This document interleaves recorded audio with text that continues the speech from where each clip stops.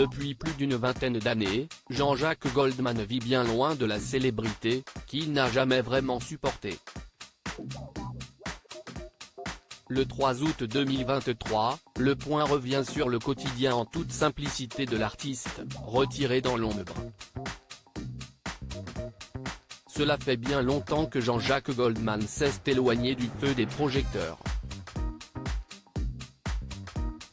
CIST au début des années 2000, peu après son dernier album intitulé Chansons pour les pieds, sorti en 2001, que le chanteur effectue ses dernières apparitions sur scène et entame sa mise en retrait de l'espace médiatique.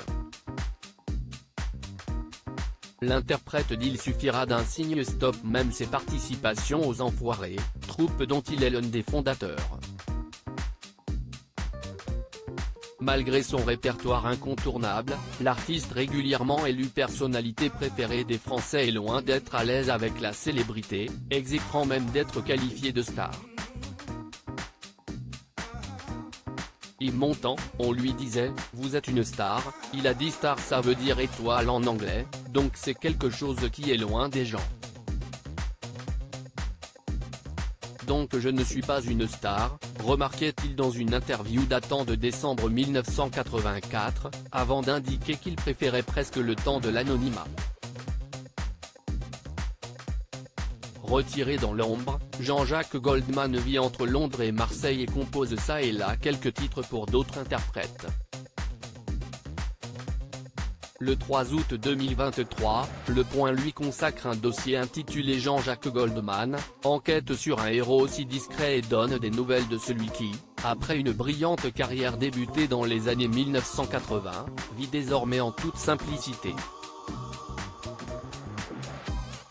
Il marche seul, sans témoin, sans personne dans les colonnes du magazine, son ancien producteur Thierry Suc confie « Je l'ai souvent titillé, il éclate de rire. S'il avait voulu revenir, il l'aurait fait. Il pourrait remplir un stade chaque soir pendant 3 semaines sans publicité ni nouveau disque. Mais cela ne correspond pas à son envie », rapporte Télé Loisirs. Décrit comme Monsieur Tout le Monde, le compositeur qui a influencé le rappeur MC Solar mène un quotidien particulièrement simple.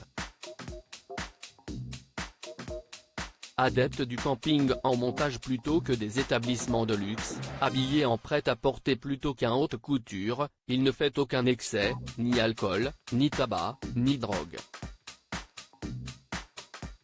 Bien qu'il soit propriétaire d'un hôtel particulier à Paris, le père de Michael Goldman n'y habite pas et le prête en dépannage à ses proches.